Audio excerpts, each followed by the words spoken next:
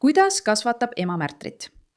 Kuidas saab ema, kes peaks oma last armastama rohkem kui midagi muud maailmas, arvata, et õige viis elus edasi minna on muuta see laps kellekski, kes läheb välja ja teeb maailmas kurja? Ma arvan, et see on küsimus, mida paljud meist on endalt küsinud. Ja paljud meist pole sellega tegelikult tegelenud. Oleme mõelnud endamisi, et ei, emad ei ole tegelikult vastutavad. Aga see video levib laialdaselt, sest see on väga oluline meeldetuletus, et indoktrineerimine algab kodust. Eriti kuna sel nädalavahetusel on emadepäev. Ma arvan, et me kõik hindame seda, milline näeb välja hea ema. Aga milline näeb välja halb ema? Ja mida see meie ühiskonna jaoks tähendab? Lihtsalt sisuhoiatus. Seda videot ei ole eriti lihtne vaadata. See oli õõvastav. Sest nemad on need, keda me kaitseme kuni. See on Farhat. 6 aastaga kasvatas ta oma poega poisikesest peale, et see sureks noorelt. See, kes on Mohamedist noorem, on meist kõige vanem. Me kõik olime samas olukorras. Meil oli tavaline elu. Me ei kartnud midagi. Ma tahan soovitada, et sa vaataksid kõigepealt seda videot. Vaata lihtsalt ülemist osa, eks. Vaata seda, loe sõnu, need on olulised. Siis vaatame teist osa. Elu on kallis, aga me ei karda midagi. Me ei kartnud midagi. Et vaadata. Sellepärast meil ongi enesetapupommitajad. Kas sa nägid, kuidas ta seda naeratades ütles? On, kuid ei kuulu. Seda vaadata on väga raske. Kust tuleb selline mõtteviis, et üldse sellele teele minna ja lasta end aju pesta või niimoodi ära kujundada? See ei teinud mind kurvaks. See ajas mind vihaseks. See on minu jaoks jäik. See on kurb. Kogu elu on väärtuslik. See on minu jaoks nagu ulmefilm. Arusaamatu, et inimesed saadaksid oma lapsed rõõmuga surma. Rõõmuga surma? Kas sa saad aru? Ma tahan lihtsalt selgeks teha, mis siin toimub. See on kaaded juhuslikest emadest islamistlikus liikumises, kes on end ise esile tõuganud. Kas neil on džihadistidest lapsed? Nad usuvad, et neil peaksid olema džihadistidest lapsed. Või on nad lihtsalt tavalised islamistid? Ja siin kuuleme, mida nad tegelikult arvavad ja usuvad oma eesmärgi kohta emana. Mõelda, et on olemas naisi, kes ärkavad hommikul üles ja ütlevad, ma peaksin lapse ilmale tooma ainult selleks, et ta siis ohverdada. See on meie jaoks arusaamatu. Aga samuti on oluline, et inimesed mõistaksid, kui sügavale see indoktrineerimine ulatub. Kui see ongi selline ema, kellega üles kasvada. Ema, kes tegelikult arvab, et sa oled täiesti asendatav ja väärtuslik ainult mingi eesmärgi nimel. Kas sa arvad, et neid inimesi saab sellest ajupesust vabastada? Juba ainuüksi selle psühholoogiline kahju on tohutu. Unusta nende uskumuste süsteem. Juba ainuüksi see psühholoogiline kahju. Kui ema ütleb sulle terve elu, et parim asi, mida sa teha saad, on olla keegi, kes end tapab. Kui palju inimesi seal on? 4, 55. Lapsi ei ole. Sellest piisab. Me võtame 4. Kõik 4 on läinud. Ema, mitu Märtrit sul laste seas on? Neid on mõned. 4. Ja ma olen nende üle uhke.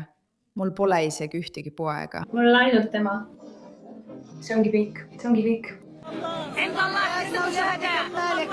Miks sa oled nii kurb? Ma vannun Jumala nimel. Mu lapsed ja kõik, mida ta ütleb, on kõik mošeed Jumala nimel, aga mina tänu Jumalale. Mis? Tänu. Jumalale. See teab, mitte iga ema ei ole selline, nagu tema ei. See kannatlik ema, kes ausalt öeldes ohverdas kõik, mis tal oli, oma kodumaa, isegi oma südametükid, ta ohverdas nende eest Jumala nimel. Jumal. Ma vannun Jumala nimel.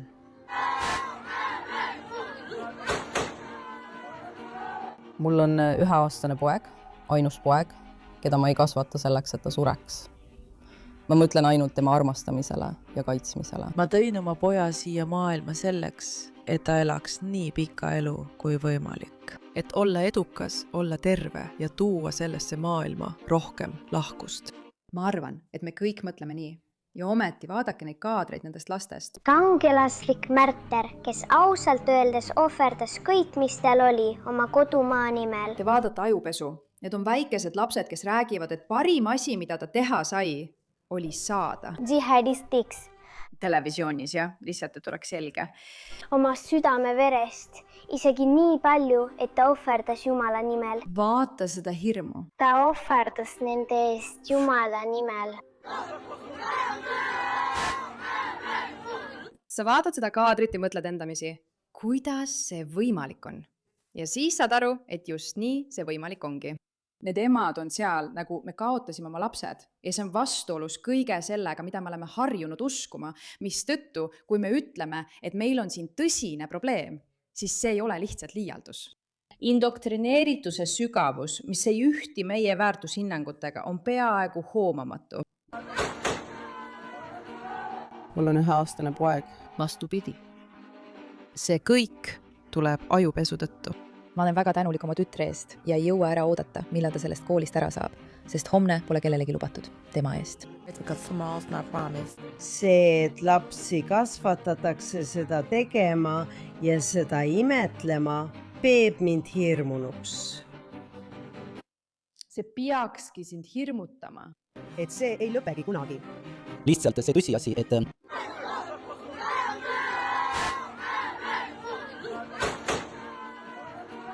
mul on 1-aastane poeg, mu ainus poeg ja ma ei kasvata teda selleks, et ta sureks. Ma mõtlen ainult tema armastamisele ja kaitsmisele. Ma tõin oma poja siia maailma selleks, et ta elaks kõige pikemat elu, mida talle anda saan. Et olla edukas, olla terve ja tuua sellesse maailma rohkem lahkust. Sellepärast me kõik saimegi lapsed ja sellepärast on nii oluline, et inimesed mõistaksid, kui ütled, et me seisame silmitsi. Indoctrination. It is so sügavalt juurdunud ja on nii sügavalt vastuolus sellega, mida lääs usub, mida meie ühiskond väärtustab. Sa seisad silmitsi inimestega, kellel pole mingi probleemi hävitada meie ühiskonna kõige olulisemat asja. See on see indoktrineerimise tase, millega me silmitsi seisame ja sellepärast ei ole see lihtsalt nii, et mulle ei meeldi see inimene. Me peame nad oma ühiskonnast eemaldama. On nii ohtlik, kui selline mõtteviis meie ümber eksisteerib. Need olid emad, mida me praegu nägime, nad on täiesti vastupidised. See kõik on ajupesu tagajärg. Ma olen oma lapse eest väga tänulik. Ei jõua ära oodata, millal mu tütar bussiga tuleb. Armastan teda. Sest homne pole kunagi kindel. Tõsiasi, et lapsi kasvatatakse seda tegema ja seda imetlema, paneb mind kartma, et see ei lõpe kunagi. juba see, et see on päris ja see juhtubki. lihtsalt ütlen, et kui tead paremini, siis teed ka paremini. aga kuidas see üldse võimalik on, kui emad on juba harjunud mõtlema ja elama nii, nagu neile on õpetatud ning nad annavad selle edasi ka oma lastele? Sõda lõpeb siis, kui inimesed armastavad oma lapsi rohkem, kui vihkavad meie lapsi. Kui need sõnad on kunagi öeldud. Ja seda peadki sa meeles pidama. See, mida nad peaksid kõige rohkem armastama, mille eest nad peaksid kõige rohkem hoolitsema, ei ole nende jaoks nende plaani ja selle, mida nad üritavad teha suures plaanis oluline. See näitab, kui pühendunud nad on, kui pühendunud see on, kui väga nad ei kavatse alla anda ega peatuda ja see peab olema sul alati meeles. See ei ole mitte ainult hullumeelne ja südantlehestav seda näha, lihtsalt täiesti südantlehestav, vaid veelgi olulisem on see meile meeldetuletus, kui pöörane see oht tegelikult on, kui sügavale see kõikidesse tasanditesse ulatub, see imbub kõigesse. Ja neid inimesi ei tohi lubada saada meie ühiskondade osaks, kui tahame kaitsta seda, mida meie ühiskonnad väärtustavad ja millest hoolivad. Lapsi, naisi, perekonda ja tulevikku. Aitäh, et sellele teemale tähelepanu pöörasite.